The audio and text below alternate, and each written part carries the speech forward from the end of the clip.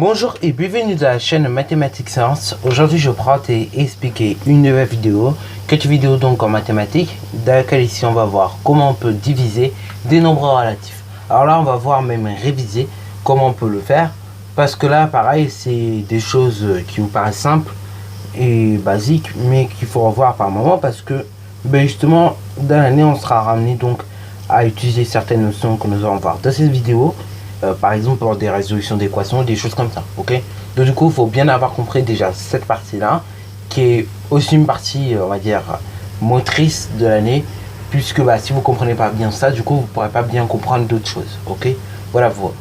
Alors bon, du coup voilà, pour diviser des nombres relatifs, ce sera pareil que dans la vidéo. En gros on va se baser selon la règle des signes. Alors avant que je vous rappelle tout ça, d'abord nous allons voir ces quatre calculs.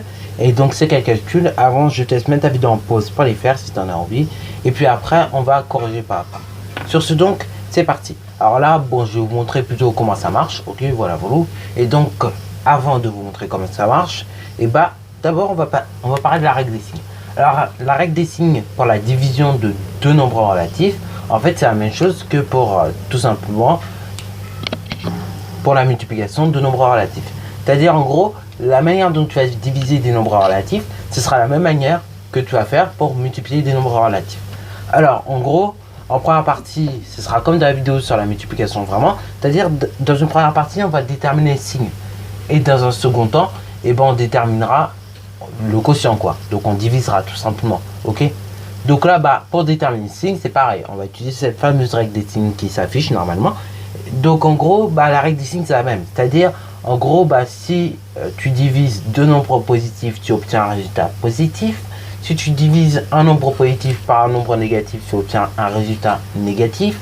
Si au contraire, tu divises un nombre négatif par un nombre positif, dans ce cas, tu vas obtenir un résultat négatif. Tandis que si tu divises deux nombres négatifs, tu vas donner un résultat positif. Ok, voilà. Donc c'est ça la petite règle des signes par la division. Donc là, nous allons tout simplement appliquer directement à ces quatre calculs. Alors ces quatre calculs se ressemblent beaucoup. Ça va donner globalement le même résultat, mais vous allez voir que ça a vraiment joué à une seule chose près. Ok. Alors ces quatre calculs, ça se ressemble, mais en réalité pas tellement. Il y a une différence, c'est dans les signes. Alors on va commencer par le calcul A, qui est un calcul basique que l'on peut faire même en 6e. C'est 150 divisé par 6. Là, 150 divisé par 6, si vous n'arrivez pas à faire directement, d'abord vous divisez par 3. Et quand vous faites 150 divisé par 3, vous obtenez 50. Et après, vous redivisez à nouveau par 2, puisque c'est divisé par 6. Donc vous redivisez par 2, vous trouvez 25. Ok. Bon, maintenant on va faire le calcul B. Donc là, pareil, pour le calcul A, je ne vais pas trop insister, parce qu'il n'y avait que des nombres positifs. Donc là, forcément, un résultat positif. Ok. Maintenant, pour le calcul B, je vais insister un peu plus. Donc là, on a 150 divisé par moins 6. Là, ce coup-ci, attention, il ne faut pas aller trop vite. On ne va pas faire comme dans le calcul A. Dans le calcul A, il n'y avait que des nombres positifs, donc on peut se permettre d'aller aussi vite. Mais là, dans le calcul B, il ne faut pas aller trop vite. Quand on regarde les deux nombres, 150 et moins 6, on voit qu'il y a un nombre positif, mais un nombre négatif également. Ok. Donc, on a dit que quand on divisait un nombre positif par un nombre négatif, on obtient un résultat positif. Donc déjà, on peut noter que le résultat sera négatif. Ok.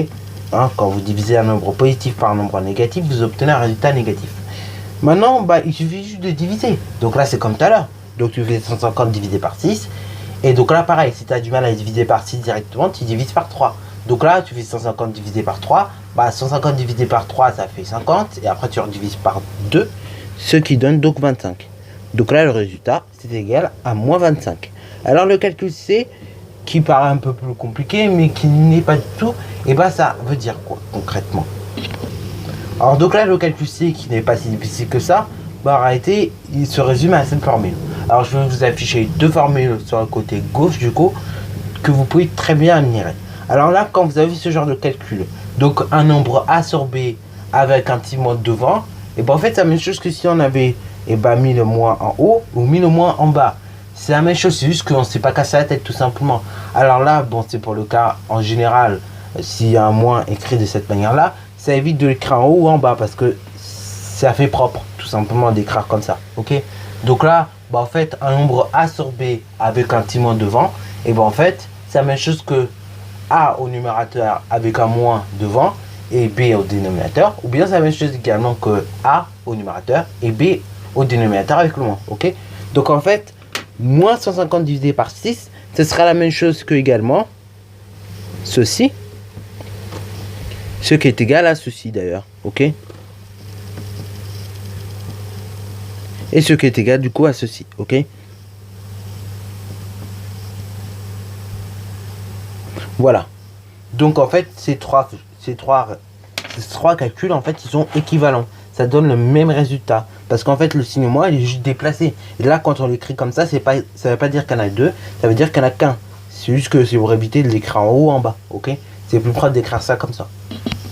Alors là, du coup, maintenant que nous avons compris un petit peu qu'est-ce que ça veut dire, là, il y a deux solutions, il y a deux types d'élèves. Soit vous êtes plutôt à l'aise et du coup, vous allez faire comme moi, vous allez directement écrire le résultat, ou soit vous n'êtes pas trop à l'aise et vous préférez écrire en ligne.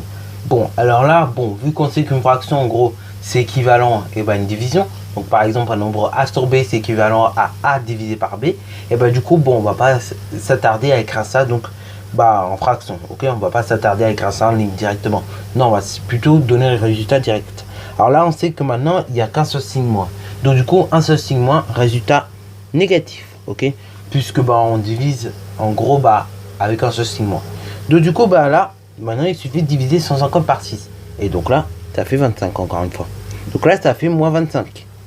Maintenant, calcul D. Calcul D qui paraît très très compliqué, mais qui ne l'est pas. Si on fait là, donc on va faire moins 150 divisé par moins 6. D'abord, on détermine le signe. On voit qu'on a deux moins. Donc le résultat sera positif. Et là, regardez. On fait 150 divisé par 6 encore une fois. Voilà, ça fait 25. Alors on pourrait très bien écrire plus 25, mettre les parenthèses. Mais là, vu que nous avons appris à écrire beaucoup plus simplement les nombres, du coup on laisse sous cette forme-là. Voilà, donc vous avez vu que ces quatre calculs sont équivalents. Enfin, ils ont l'air d'être équivalents comme ça, mais en fait, ça ne donne pas exactement tous la même chose, ok? Donc voilà, un conseil, quand vous avez des calculs de ce type-là, faites bien attention, ok? Faites vraiment pas n'importe quoi, parce que j'en vois là, ils commencent à faire n'importe quoi et tout, et puis au final, ils se trompent. Non, faut pas faire n'importe quoi, faut pas aller trop vite. Encore une fois, si vous perdez du temps à la lecture, c'est pas grave. Vous pouvez perdre du temps à lire un truc, plutôt que faire n'importe comment, ok? C'est un truc que je vous dis toujours, parce que voilà, même au brevet, si vous passez 15 minutes à comprendre l'énoncé, vous pouvez passer 15 minutes à avoir compris l'énoncé, plutôt qu'avoir écrit trop vite. Parce que ça se peut que les autres exos, vous les ferez pas plus vite, hein. Ne disais rien. Donc, voilà. Bon, après, c'est vrai qu'au brevet, quand même, vous n'avez pas non plus un temps de malade. Donc, c'est vrai que 15 minutes pour comprendre un truc, c'est un peu long. Donc, si vous pouvez faire des trucs faciles entre deux, c'est bien aussi. Mais voilà, il faut essayer quand même de comprendre ce qu'on vous dit. Sur ce, dans tout ça, la vidéo est terminée. Si tu as bien aimé, comme d'habitude, n'hésite surtout pas à liker, commenter et bonne réussite à toi en mathématiques et en sciences.